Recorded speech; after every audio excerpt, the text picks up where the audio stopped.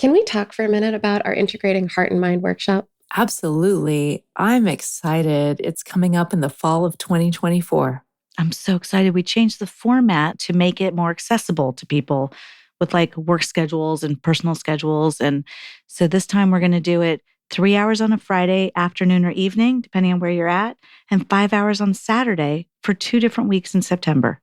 Yeah, and it's so great. Like if you're finding yourself stuck in like sticky bad patterns or having communication issues or something like that, or if you want to just like get closer and trust yourself or your partner more, this is the workshop for you. Yeah, and individuals are welcome, couples are welcome. If you're interested in really thinking through how to serve yourself well inside of your relationships, then we've built a workshop that will support you in finding the ways that are just right for you. To sign up, head over to our website at whydoesmypartner.com/events. We hope you'll join us. Welcome to the Why Doesn't My Partner podcast. I'm Jules. I'm Vicky. And I'm Rebecca. We're your hosts. We're also couples therapists and messy humans bumbling through our own relationships every day. We met through our training and practice of relational life therapy. Between us, we have more than 40 years of experience holding hard relational questions with our clients. We're going to bring those questions here. And together, we're going to take a stab at answering those questions. This podcast is not a substitute for therapy. If something you hear in this episode stirs something deep within you about your relationship, reach out to a couples therapist in your area. We'd also love to hear your questions, so don't forget to go over to whydoesmypartner.com and leave us a question of your own. Instead of a question today, we're going to be talking about a short little mini-series that we're offering on shutting down while you wait for season 3. So welcome to the Shutdown mini-series. We are talking about shutting down. It's one of my favorite topics in couples work. Do you want to talk about why? Well, okay, so imagine that we took all the problems in couples and we put them in a domino series, like one of those like dominoes like lining up. Yeah. Uh-huh. And then imagine this. Imagine this. Imagine that it's a scattered pattern. It's all like snaky all over the board, right? A really big one. But at the top of every single one of them is a shutdown domino, and you kick it over, and all of the rest of all of the rest of our shit comes out of that space, right? It's like if I was going to pick a thing that led to more problems than any other thing. When I say problems, I mean for real though, for really, really real, like for real discomfort.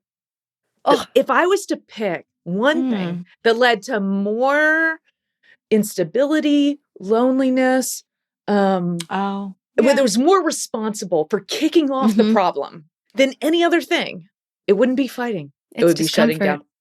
Wait, is it discomfort or is it shutting down? It's shutting down in reaction. Reaction. The moment of discomfort could have been worked through, but all the discomfort that comes next, where we have days of problems, is because of the shutdown that happened at the beginning of the series. So if I was going to talk about one thing that we could do that would be really powerful to change in our relationships, not shutting down. It would be, how do I hold my own shutdown so that I have at least a choice between, am I going to shut down right now or am I not going to shut down right now? I'm not telling you not to shut down. Sometimes we need a break. That's fine. But responsible. But there's something in here, right? Because there's more than something. There's a lot in here. Of some things. There's a lot in here. And I'm just thinking like to 2 different couple sessions I did today. Oh, wow. Right? Where one partner went into this like automated, kind of shutdown response of some sort. And the other partner's reactivity around that shutdown is like the thing, right? So which one is bigger in the room? Is it the reactivity that responds to the shutdown, or is it the shutdown itself? Like, does it matter even? Because the shutdown is part of like, it's all a system. It's all a system. It's all a system. Yeah. And, I'm all for personal responsibility in relationship. And so I need to be responsible for however I'm showing up, whether it's me shutting down or me being reactive. I want to own my stuff, right? But if I were just going to pick a thing that's likely to make stuff go bad, and you said, Jules, you have to pick one. I'd go, all right, Jules, you have to pick one thing. What is it? Shutting down. You think shutting down is worse than exploding? Yeah. I think it's more poisonous in the long run. Okay. You know what I think? Okay, here's what I think. It's like when there's explosions, Mm-hmm. you know what's out there. You know what, like, if I were to explode at you and be like, Vicky, blah, blah, blah, blah, blah, blah, you know what I'm thinking and feeling. Yeah. Right? Mhm. Like, Yeah. you know The video where my camera passion sees is, it. Mhm. right? Like there's something there. But when we go into shutdown, Mhm. there's a void, there's an absence, and there's a lot of made up stories. Yeah. Mhm. It gives yes. infinite space to make up terrible stories and have fights with your partner in your head, which, by the way, those of us shutting down, I know we are actually shutting down inside in this rumination space, right? Mm-hmm. We don't just shut down and then be quiet. That's not what happens. So, okay, so here's a little thing that's niggling though at me. Some partner, let's say some couple out there is listening to us right now, and one of them shuts down and the other one explodes. And the one who explodes is about to slap the other one on the shoulder and say, see, you're worse. Okay, don't do that. I needed this like 6 years ago. Don't do that. Don't do that. Exploding is also terrible. You just told me I had to pick one. If I picked two, I would say both of those things. We take turns. Sometimes I explode and he shuts down, and sometimes he explodes and I shut down. Oh, I love and it's that. never the same. It's never we both don't explode and we both don't shut down. It's one or the other, which is also interesting. So chicken or the egg? Mm-hmm. Ah. You have a little chase dynamic. Mm-hmm. I like it. Mm-hmm. I'm sure he loves it. Yeah. So if you're an exploder and you're hearing me say this, take it as a moment of recognition about how much this is hurting you. And I'm saying that's true, and it does, and it's insidious, and in long term, it is a really hard thing. And my offering to you is to not take it as excusing the explosion because it's not so bad, because the explosion is actually terrible. Don't do that. Yeah. Yeah, it's all painful. Yeah, it is. But we're doing a shutdown series. I love that we're doing the shutdown series. And I think there's also another important piece to name in this. Mm. And that's when we shut down, there's multiple things that can be happening, I think. Right? Mm-hmm. Like if I were to shut down, I could be just shutting off and withdrawing from my partner. Mm-hmm. Right? And I could be going into that rumination place and making up a whole bunch of stories. Mm-hmm. I could also be imploding on myself. Mm-hmm. Mm-hmm. And I could also be shut down from myself and frozen. Mm-hmm. Oh my gosh, yeah. Totally. Yeah. That's where I go. Mm-hmm. I tell my clients, this happened once and all I could do was take a time out. Like I could barely get the words out. And he asked me a simple, innocuous question. Sweetheart, why was dinner late tonight? And my brain literally went blank. And when I took my time out and went in the other room, I literally saw letters floating in my head. I mean, that's how much I could not process a word or a thought. Like just random letters. And I was like, oh, I really can't get in touch with anything right now. Like, yeah. And now 2 minutes later, I went to my bedroom to change for kickboxing. And like then everything started to become clear of like, oh, this is what just happened. And this is why I did that. And okay. Uh-huh. But like when I say shut down, blank space, totally frozen. Totally. For some people, when we're in, well, this is so brilliant. I love that we're talking about it as one thing, because it is one thing in a behavioral way. Yeah. Like what it looks like on the outside is one thing, but what it actually is multiple things. Multiple different things. Yeah. Because you can shut down because you're retaliating. Well, you don't get to have me. So there. Meh. Yeah. You can shut down because you go blank. And literally, my brain is not functioning anymore. Yeah, I can feel I'm nothing in my offline. body. I am floating on the ceiling, watching my body do things. That is strange. Right? You can do it that way. You can do it in like this long term, like, it doesn't matter. I don't need anybody anyway. Oh. Like, it's the thing. Such resignation. Yeah, this thing that looks like one thing is not necessarily one thing underneath. So many different things. Which is why we have to do a whole series on it, our little mini series, because we're not going to be just talking about one kind of shutting down. We're going to be talking about all the kinds of shutting down. Yeah. And I think there's something that is like a thread or a theme throughout all of them.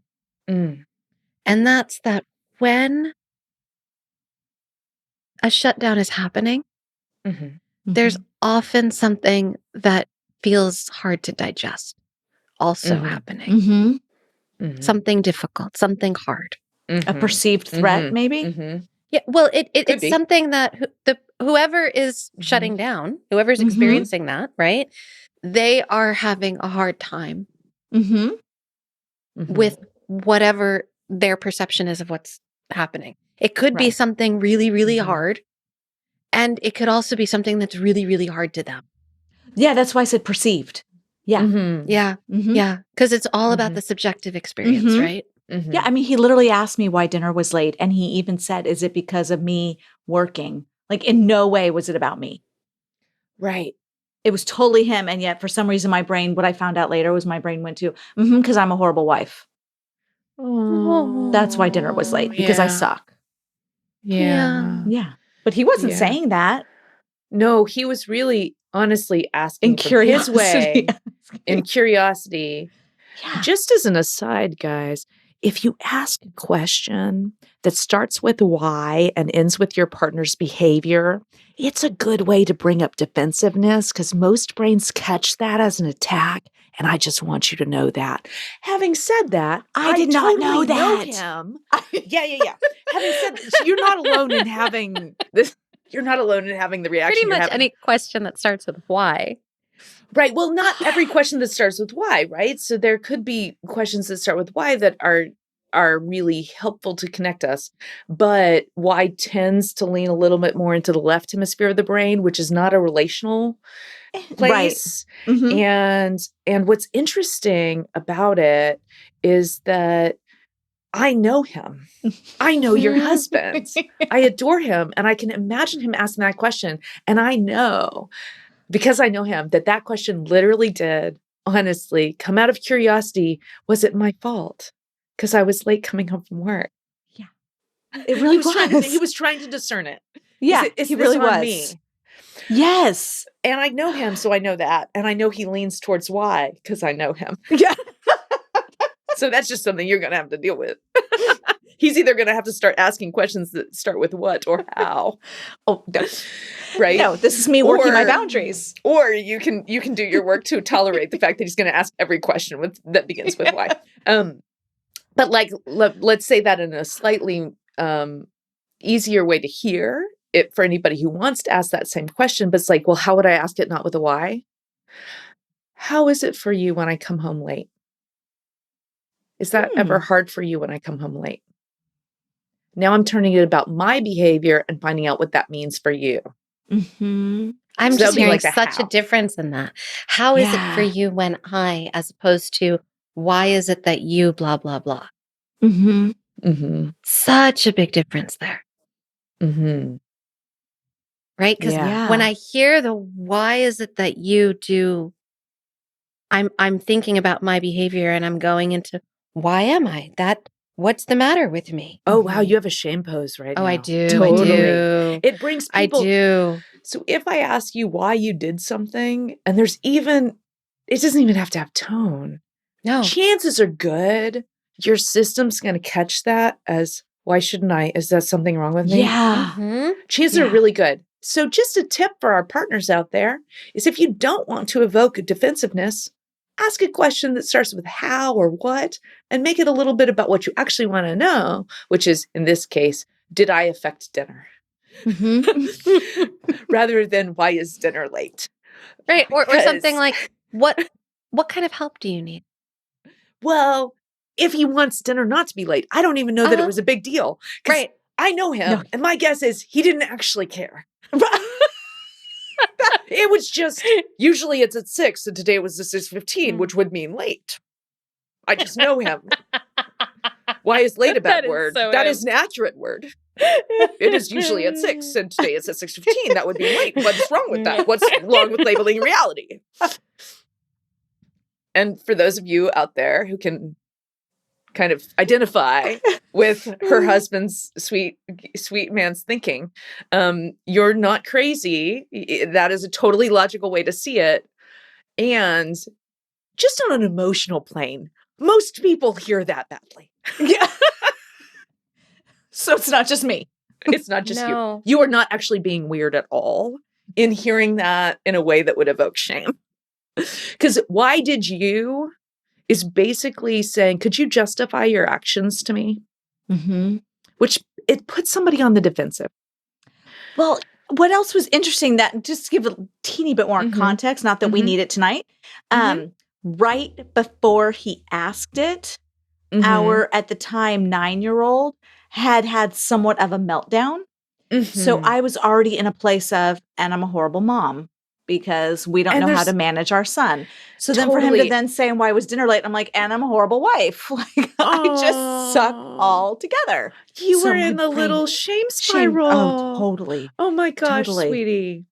So next week, you guys are going to hear us launch into a little mini-series. We're going to do a mini-series, 3 episodes, all about shutting down. And we accidentally gave you a bonus one right now. Oh my gosh. All about why and how and what and thinking about shutdown in a bigger way. So welcome to the mini-series. We can't wait to share these questions with you. Until we see you again, love each other best you can. Bye-bye. Take care.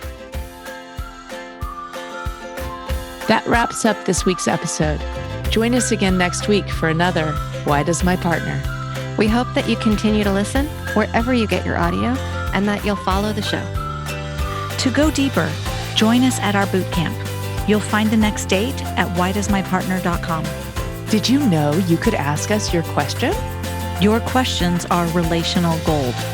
Go to whydoesmypartner.com to either write in or record your question for a future episode.